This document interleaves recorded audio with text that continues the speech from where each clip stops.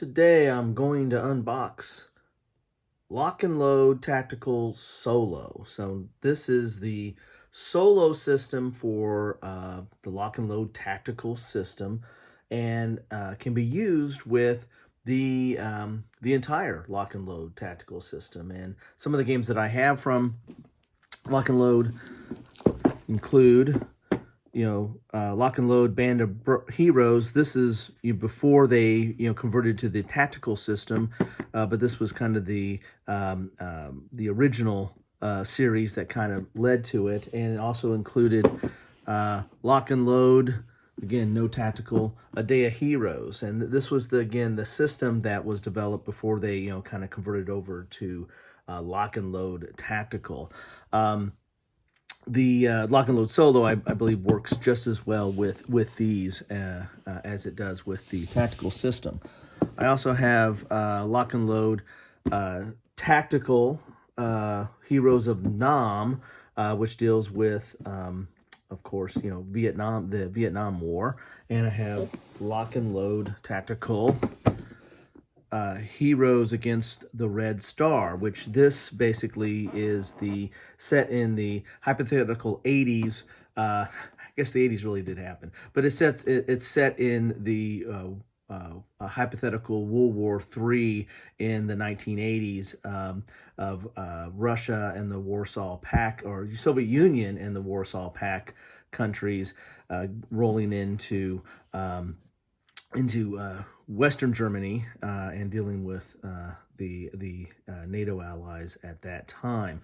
So, and this is basically the tactical or the squad level version of their World at War 85. Now it's the World at War 85 series by Lock and Load. So these are tactical systems. Again, squad level combat.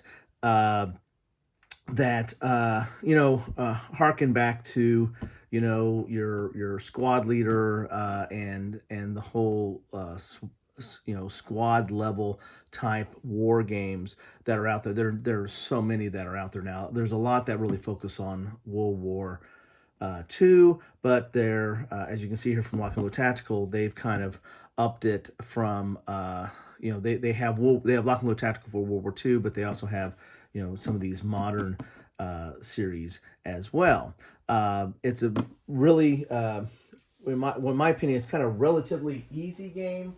Although if you look at the rule set for it here, it looks pretty doggone thick here. If you look at the rules, like it's starting to rival the over 200 pages there, 273 pages there, starting to rival advanced squad leader, but it really is not, in my opinion, is not as complex as something like advanced squad leader. The basic concept of the rule, concept of the game on Fire is relatively easy. I mean, it's a couple of dice. It's a dice roll from each the attacker and defender, and just a few modifiers, and then you move forward. Now that's just the basics of combat. I mean, the game is really a little bit more complex than that, in that there's spotting, there is all the issues with cover and your movement, and the different types of weapons, and the more types of weapons and vehicles and forces that you introduce into scenario is going to really add to the complexity, and hence that's why you get a rule book like this.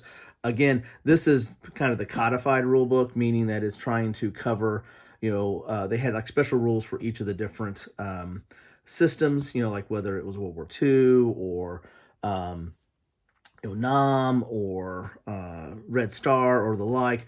This tries to take all the different module rules and try to bring it all into one place, so you just have one place for the rules, and the rule books that come out in these are based on that as well. So again, I should probably do a piece on tactical, or what I like to call small unit tactical systems that are out there, especially at the squad level, because that once you have a squad leader, coming out onto the scene, and then Advanced Squad Leader, you have a whole host of other squad level games that have been introduced and have added some new unique mechanisms and aspects and ways to simulate these conflicts. And I find Lock and Load Tactical relatively accessible in that regard. As I said, it's not that complicated at its core, despite the size of the rule book. And what this does is, what we're going to look at today is the solo system, which again can be applied to any one of these different systems. And let's get inside the box and see what we have here.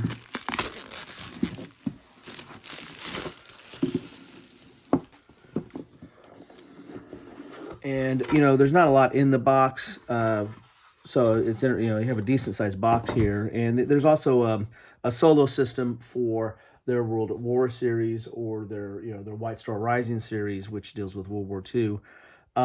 That's at the platoon level. There's a tactical system very much like this that has cards and rules and the like.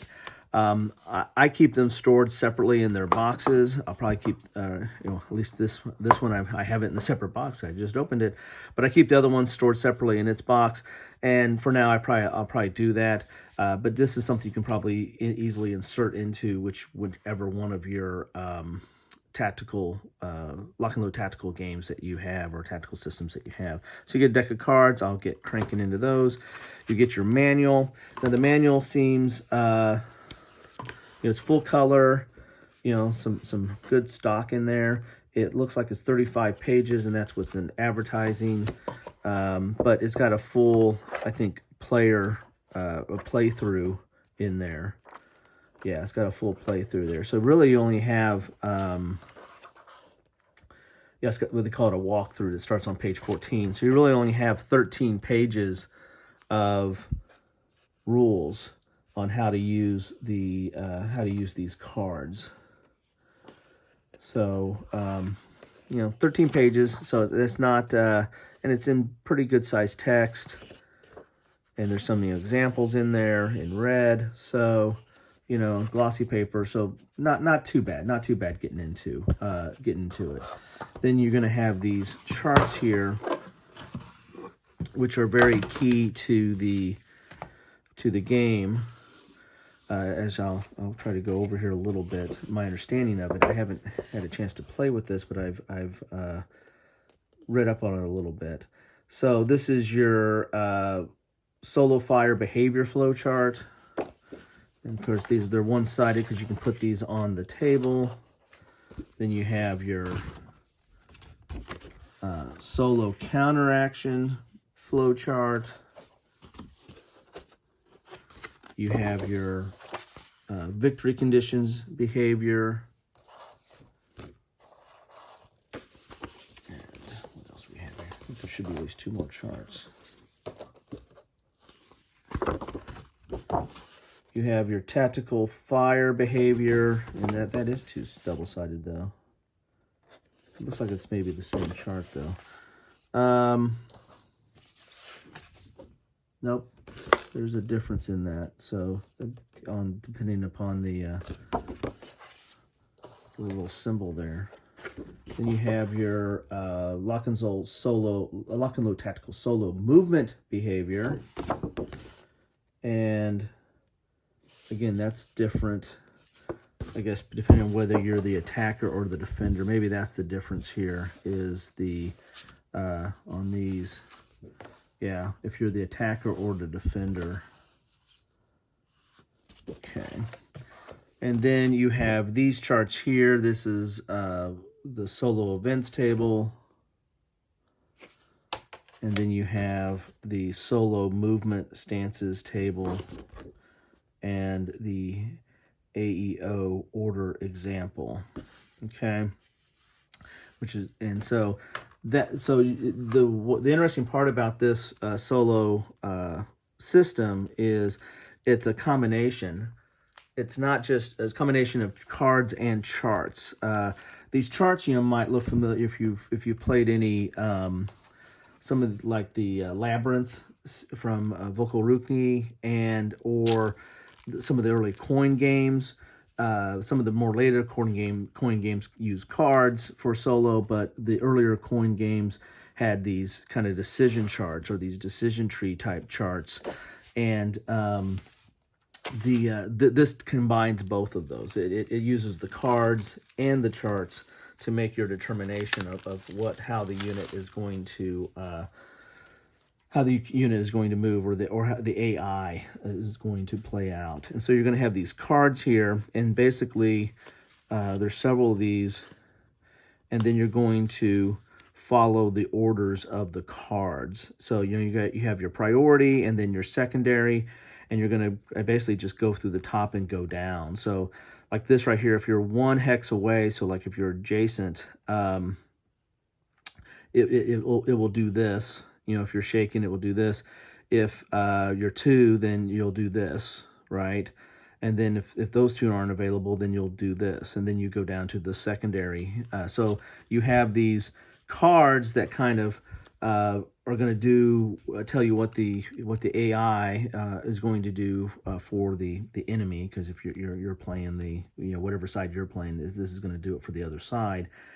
And then that might take you to to a chart. Like, so here, execute counteractions. So if that's what you end up going down to, then you're going to go to this chart here, which is the counteractions chart. And then it becomes like a decision tree, right? Defensive posture, and then you go down. So this is whether you're an offensive posture, I guess, which is that symbol, or defensive posture, and then you're going to go down the decision. Are there AoE units off the map? Yes, you do. You do that. No, you do this, and then you'll just follow this line of decisions, and this will tell you what you end up needing to do. And I think for the most part, some of my understanding of what I've seen on this is that it's relatively smart. I mean, it might end up, you might end up some decisions, or might end up in some situations where the AI is making a dumb decision or a not optimal decision. And I think there's some rules in here for you to kind of make the call on that. But what this does give you, it gives you, some orders for the other side. Now, for those of you who play games, both sides of the best of their ability, then maybe you say, well, I really don't need this. I kind of like this, and I actually kind of like these systems, even if they do make the other side make some decisions that make you scratch your head, because that's war, right? Sometimes things happen that you're like, well, why are they doing that? Or there might be a reason for why they're doing that, and you just don't know. I kind of like systems that present that alternative that somewhat recreates the human opponent and the human randomness that kind of comes from the other side sometimes. And if a system produces a lot of that, then maybe it's not a very I'll use quotes here, realistic system. But if it has a little bit of that, then I'm fine with that, because it kind of recreates some of the chaos of the situation. But I do believe that there's some stuff in here, rules in here, or some notes in here, that if you come to a situation that's just totally ridiculous, I mean, it's your game, right? So if you come up with something that's totally ridiculous, you can always override it and say, yeah, I don't think that's going to happen there. But there is quite of involvement here. I mean, this is not as simple as some of the other solo games that you see. Of course, the lock and load tactical system is not designed for solo play. I mean, you've got it's a tactical squad level situation. You're trying to move forces and get cover and keep your morale up and bring fire to a certain situation, or depending on the scenario, you might trying to get to a specific site or cut off a certain number of forces. So you really are moving around, moving these forces and trying to engage them with combined arms and leadership and morale and the whole like. To the best of your ability, and they're designed to have a human opponent on the other side trying to do the same. So it's kind of hard have solo in those circumstances, a system that can account for all the different variables and all the things that are going on. But I think they did a decent job of trying to do that with this system, albeit it feels a little clunky out of the box. As I said, I want to get into the rules, get into it a little bit more, and see how it plays. But what I've seen of it, just the fact that the cards are good, but they're not the end of it. You got to go to these charts, and then even after these charts, you're making some decisions. So just so you know, out of the boxes, looks like there's a little bit of more effort here. Definitely more effort than you just playing each side to the best of your ability. So take that with a grain of salt on how you want to use it. I mean, if you're a full-time, if you primarily play game solo and play lock and load tactical solo, and you're used to playing the best of your own ability, and you're fine with that, then query whether you really need this. But if you like to have, to me, this adds has another level of difficulty to the situation.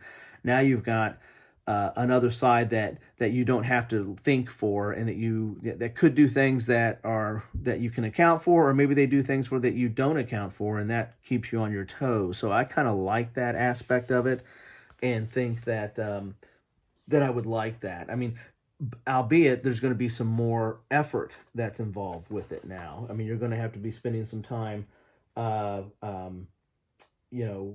going through these cards and these charts more than you would do of just trying to figure out the other side's playing the other side to the best of its ability. AEO stands for Artificial Enemy Opponent. So the AEO on here, so this is the AEO order, and you have your AEO order example there.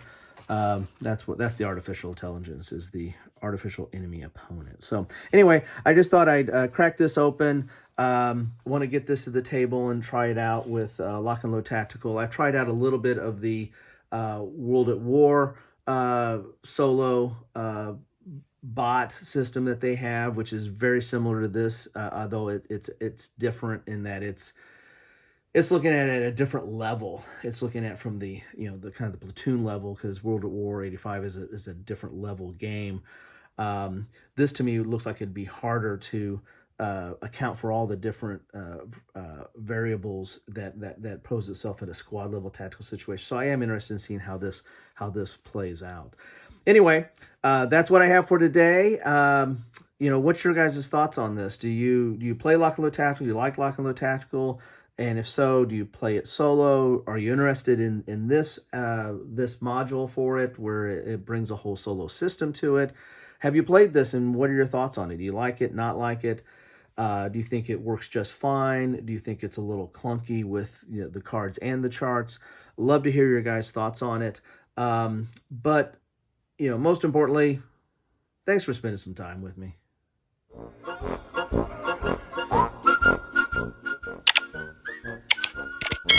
Thanks for watching.